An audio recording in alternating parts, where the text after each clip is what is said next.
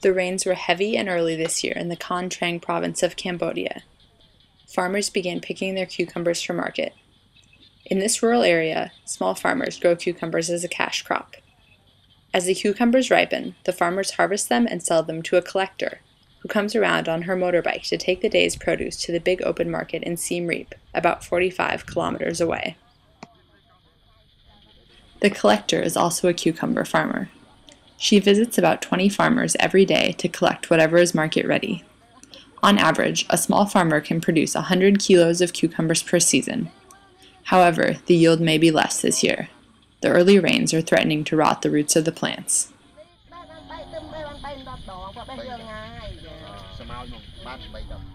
The collector pays the farmers between 700 and 1,000 reals, about $2.80 to $4 US, per kilo. She then puts the cucumbers in a cart behind her motorbike and transports them to Siem Reap at 1 o'clock in the morning.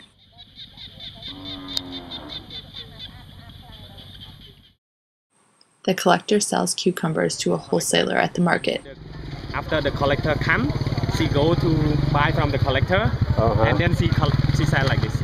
So she would go around to many different collectors and buying the best price. Yeah. So she's like a wholesaler. Yeah, act as a wholesaler and act as a retailer. So when she's acting as wholesaler, who buys from her?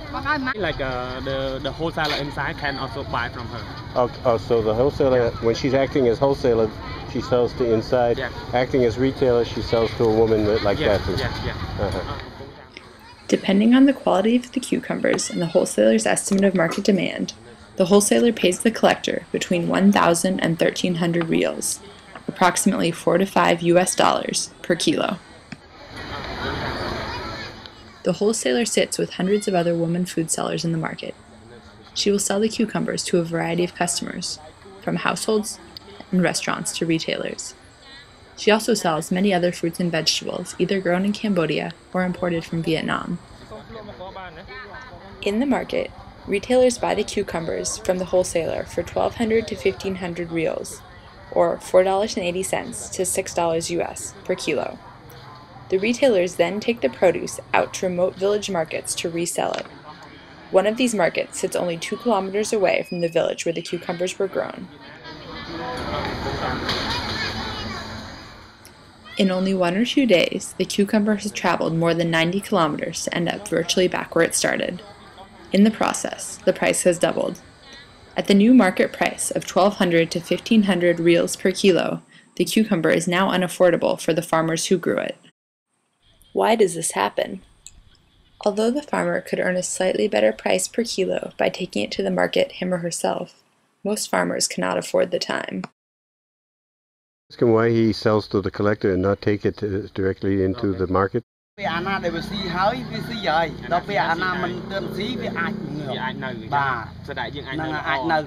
So he busy with the rice field.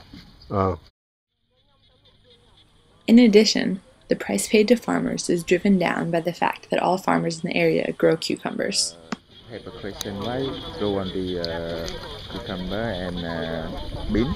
Yeah. So she said that because the farmer know only how to grow cucumber and string bean, but in the other area the farmer know how to grow like a lettuce. Since the farmers depend on income from the cucumbers for their survival, they are reluctant to try new crops. They afraid to grow the tomato because like they saw the other place like after growing and then cannot work. So they are afraid. In addition, fresh cucumbers have a very short shelf life.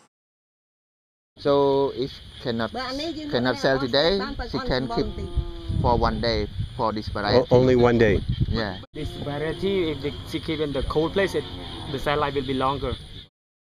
Cucumbers spoil quickly in the market, which gives merchants no choice but to throw them away. Since the cucumber has such limited earning power, the price remains low. This affects farmers, collectors, wholesalers, retailers, and consumers. Although low-priced cucumbers appear to be good news for the millions of Cambodian poor who live on less than $2 a day, the negatives far outweigh the positives. Low food prices mean that farmers are earning little money and often cannot afford to provide their families with a nutritious and balanced diet.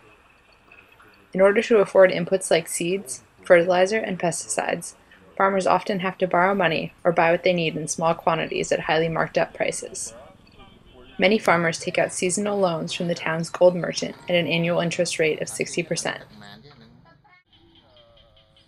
As a result of the very marginal income earned by farmers, some are leaving farming to pursue better paying work. This collector shares what is happening in the village. But the problem is her customer, her farmers, this season they change the occupation. They go to be the worker for the cassava. It's better pay than for the labor fee to grow the cassava, and then they get the paid 10,000 riyals per day for each. This is 2.5 times what a farmer typically earns. Lack of training and knowledge means that other non-farm employment options are very limited. Those who continue to farm often hope that their children will choose another occupation. His children become like him. Oh, he doesn't want them to be farmers? Yeah, because so hard work. Uh-huh. Whether people in rural areas farm for themselves or work as contract labor for others, current farming practices that involve the injudicious use of pesticides and fertilizers have negative impacts on food safety, the environment, and community health.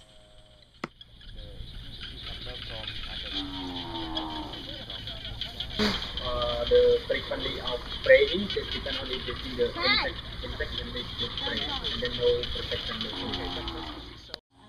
Is it possible to improve the lives of Cambodian cucumber farmers? Stop, we don't have. A team of scientists from UC Davis, in collaboration with members of the faculty of the Royal University of Agriculture, RUA, in Phnom Penh, the Hanoi University of Agriculture in Vietnam, and Nong Lam University in Vietnam, are working in a USAID-supported collaboration in an effort to change this story.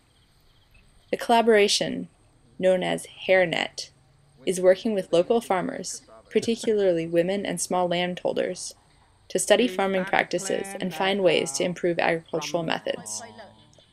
They are studying cropping patterns and opportunities for diversifying crops, examining ways to reduce pesticide and fertilizer use, and helping farmers respond to climate change by modifying production techniques. Currently, RUA has limited experience conducting farmer field schools to train farmers in good agricultural practices, or GAP. GAP focuses on the careful use of pesticides and herbicides to minimize impacts on farmer, consumer, and environmental health. UC Davis is working with a group of local NGOs to develop a training for RUA, similar to the Farmer Field School curriculum developed by American Extension Services. The goal is to take the training out of the classroom and into the fields, where farmers can share and draw on their hands-on experience. What should we do? What do we do next? Yes, you should make training for improve the activity like that. After we found the problem, such as current technology. UC Davis researchers are also looking at post-harvest value chains, from transport of products to food preservation. Currently, Cambodian cucumbers spoil quickly in the market. Although people eat pickles, there is not a local pickling industry. Instead, pickles are imported from Vietnam. A Cambodian pickling industry could reduce the number of cucumbers that rot and are thrown away, as well as provide jobs to the underemployed, including members of farm households. The UC Davis team is also investigating the idea of a farmer savings cooperative. Currently, it is estimated that the farmer is taking home only 40% of the total value of the cucumber. By forming joint ventures for processing, storing, and marketing cucumbers, farmer earnings could increase considerably. To do this, HairNet is working with Viettel, a Vietnamese mobile phone company, to develop cell phone-based applications for farmers. Most farmers in Con Trang have cell phones. HairNet and Viettel are exploring ways to use mobile phones to provide farmers with farming advice, weather reports, and information on market prices. The Farming Advice Line will create stronger connections between RUA and rural farmers. Not only will this give farmers a resource for crop production information, it will enable stronger oversight of safe vegetable practices. Cell phones can also be used for connecting farmers with wholesalers and producers interested in purchasing these safe vegetables.